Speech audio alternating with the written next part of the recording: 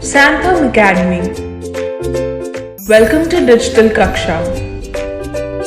To get updates on new videos, click the subscribe button and the bell icon. Hello students, today we are going to study the topic Coulomb's law. This law states that when there are two charges in a system, that is, let us say Q1 and Q2, so there exists a force between these two charges which are separated by a distance r, and the force between these two charges is given by the relation which is shown as the force is directly proportional to the product of the two charges and is inversely proportional to the square of the distance between them. So, the statement of the Coulomb's law can be given as the force between the two charges in a given system separated by a distance is directly proportional to their product and inversely proportional to the square of the distance between them. Now, in order to derive the formula for this force, which is also called as Coulomb's force, we will be taking this proportionality, and we will be seeing that how this proportionality sign is getting removed. Now, if I am numbering it as 1 and let us take it to be number 2. From the combination of these two, I can write as F is directly proportional to Q1 Q2 upon R square. When this proportionality sign is removed, here it will be the equal to sign, and here comes a constant K into Q1 Q2 upon R square, and the value of K is given by Coulomb, which is equal to 1 upon 4 pi epsilon naught. So, substituting the value of K to be 1 upon 4 pi epsilon naught, we have the complete formula for Coulomb's force as F is equal to 1 upon 4 pi epsilon naught Q1 Q2 upon R square. Now, the constant which is given as or written as 1 upon 4 pi epsilon naught, the value of this constant is equal to 9 into 10 to the power 9.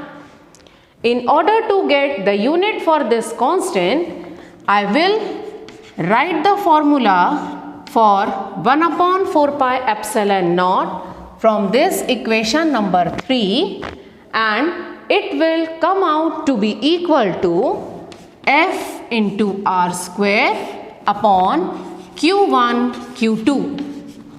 Now, as we are already knowing that the SI unit of force is Newton, R is the distance here, the SI unit of distance is meter, and the SI unit for the charge is Coulomb.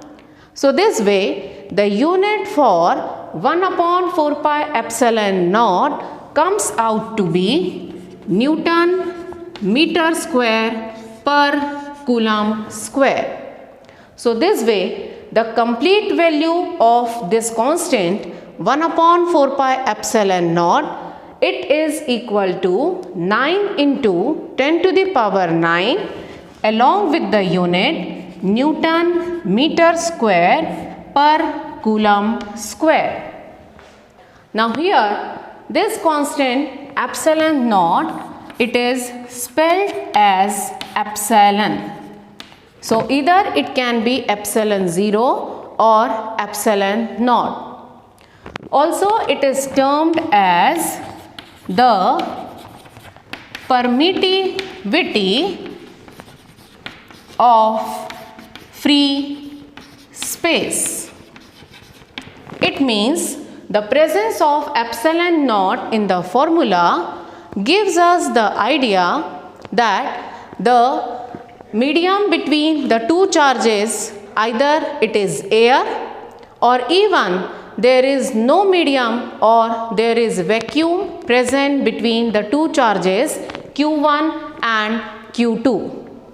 And this value of permittivity or epsilon naught is given as 8.85 into 10 to the power minus 12 is the magnitude. In order to understand the unit for epsilon naught, just have a look on this value. This value is carrying epsilon naught in the denominator, and the unit we have already calculated that how it will come out to be Newton meter square per coulomb square. In this constant epsilon naught, it is present in the denominator, so this is the unit. Now when we need to calculate the complete value for epsilon naught, this is the magnitude, and the unit for this value will be written as the reverse of this unit.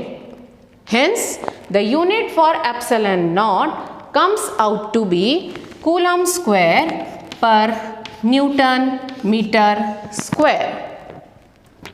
Now we will be studying about a physical quantity which is termed as dielectric constant. Dielectric constant. What is the meaning of the term dielectric constant? For that, we will refer to the diagram where Q1 and Q2, these charges are separated by the distance r.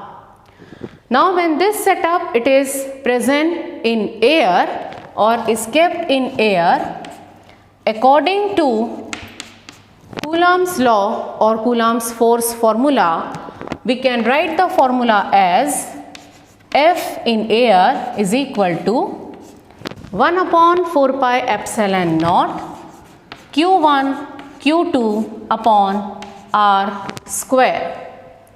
Now, if this complete setup, I will be immersing in water, or even I will be keeping it in any of the medium. In that case, what will happen? The formula for the force will be given as F in medium is equal to 1 upon 4 pi epsilon. As we have already discussed, epsilon with 0 is the indication of the presence of air between the two charges. So, instead of air, if there is any other medium present between the charges, in that case, this epsilon 0 will be replaced only by epsilon, which is said to be the permittivity of the medium. Since the charges are not changing, so Q1 Q2 upon R square, this term will remain as it is. Let us take it to be equation 1 and this to be equation 2. Now, on dividing 1 by 2. So, here I will get F in air upon F in medium is equal to, since these terms are same, so they are cancelled out. 1 upon 4 pi is same, so it is also cancelled out. So, after cancellation, we are left with epsilon upon epsilon naught. So, students, this ratio of permittivity in medium to the permittivity in air is called as the dielectric constant. Now, this dielectric constant or this ratio can be written or represented as epsilon r, where this r it corresponds to the relative word, and it can also be understood as the relative permittivity. So relative permittivity or the dielectric constant that is represented by K as per the standard notation can be defined as the ratio of permittivity in medium to that of the permittivity in air. The definition can also be given by the ratio of the force between the two charges when they are kept in air to the force between the same two charges when they are kept in any of the medium. There is no unit for this physical quantity, dielectric constant. So we can say also that dielectric constant is a dimensionless quantity. Now let us study about Coulomb's force in vector form. We know that force, it is a vector quantity, and Coulomb's force is given by the formula F is equal to 1 upon 4 pi epsilon naught Q1 Q2 upon R square. Now if we have to convert this formula in the form of a vector, here the notation can simply be used with F, and an arrow can be put over this alphabet F to give us the idea that now I have written the force in the form of vector. But now when I will be seeing on the RHS of this equation, in this case this is a constant and the charge and the distance, both of them are the scalar quantities. So as we have studied in class 11 in the topic vector about the unit vector, that it is that vector which when multiplied by the quantity does not change its magnitude. So here we will be taking the distance between the two charges R in the form of position vector, and simply on RHS we will multiply this term by the unit vector R cap. The formula for the R cap is given by vector R upon magnitude of R. When I substitute this in the formula, I will get 1 upon 4 pi epsilon naught Q1 Q2 upon R square vector R upon magnitude of R. Since magnitude of R is a scalar quantity, so in denominator this R will be multiplied by R square. So ultimately the formula for Coulomb's force in vector form will be written as 1 upon 4 pi epsilon naught Q1 Q2 upon R cube multiplied by vector R. So this is to be noticed, students, that when we are writing the vector form for Coulomb's force, the denominator will be R cube. But dimensionally there is no change occurring in the units or the dimensional formula on RHS. So this way, this vector form which we have obtained, we will be using in the next topic for calculation and the representation of the force between the two charges, that too in the vector form. Students, let us now study about the validity of Newton's third law in Coulomb's law. The diagram is showing that there are two charges Q1 and Q2. Let us take these two charges to be positive for the further reference.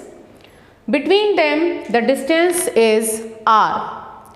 So using the formula for Coulomb's law, we know that F is equal to 1 upon 4 pi epsilon naught q1 q2 upon r square. If I will write the vector form for the Coulomb's law, I'll get the expression as vector f is equal to 1 upon 4 pi epsilon naught q1 q2 upon r cube into vector r. Before using this formula, in order to derive the required condition, we can see that in this system both the charges are positive charges. So these two charges, they have the tendency to repel each other. Now when these two charges, they will be repelling each other, so certainly both of them, they will be exerting the force on each other. Now what are the forces exerted by the charges on each other is to be understood from here. We will be using the notation for force on q1 due to q2 as vector f12. Now on q1, when the charge q2 will exert the force, it has got the tendency to repel it, which will be shown in the vector form in this diagram in this direction, that is towards left, and this will be labeled as vector f12. Coming to the next, vector f21. It is the force on q2 due to q1. Again, the tendency of q1 is to repel q2 away from it. So the direction of the force on q2 due to q1 will be given towards the right direction. Now here these are the position vectors which are also mentioned in detail here. That is, vector r12 is position vector from q1 to q2, and vector r21 is denoting the position vector from q2 to q1. Here the position vectors are different in their notations, but one thing should be very clear, that magnitude wise these two position vectors, they are same. Means the magnitude of vector r12 is same as that of the magnitude of r21. Now using all these details what we have discussed, let us now write the expressions for both the forces. Now the force formula for F12 will be given as 1 upon 4 pi epsilon naught Q1 Q2 upon. Now here the question is that in order to write the formula for force F12, we have two position vectors here which are equal in magnitude. So which one to choose? So here comes the concept of the direction of the vectors. Since out of these two, we can see in the vector diagram, it is vector r21 which is pointing towards left, that is in the same direction of vector F12. So here in the denominator I am supposed to write the cube of r21, and in the numerator it is vector r21. Next, when we will write the formula for vector F21, again referring to the vector diagram, the position vector r12 is along the direction of vector F21. So the formula for vector F21 will be written as 1 upon 4 pi epsilon naught Q1 Q2 upon R12 cube into vector R12. So far we have taken this condition that the magnitudes of these two position vectors are same. Now when we will be referring the directions of these two position vectors, I can write here as vector r12 is equal to minus of vector r21. When I will use this relation here, so the formula for vector f21 will turn in which form? Let us see. Can be written as vector f21 is equal to 1 upon 4 pi epsilon naught q1 q2 upon r21 cube. Since the magnitudes are same, so here this r12 cube will be changing into r21 cube. But since here it is the vector notation, so in place of vector r12, it will be written as minus of vector r21. Now, in this complete derivation from the beginning, if I am numbering it as equation 1, this as equation 2, here equation 3, and this to be equation number 4. So, when I will be seeing these two equations, equation number 3 and 4, I am getting the idea that vector f21 can be written as minus of vector f12. Now, since we are proving that the Newton's third law is valid in Coulomb's law, so Newton's law states that when there are two objects in a system, they exert force on each other which are equal in magnitude and opposite in direction. So the same mathematical form we are getting in Coulomb's law. So here this way, by seeing the formula, the relation which we have derived between the two forces, we can very easily understand that Coulomb's law, it is in accordance with Newton's third law of motion. Thanks for watching. If you like this video, make sure to like, share and subscribe for more.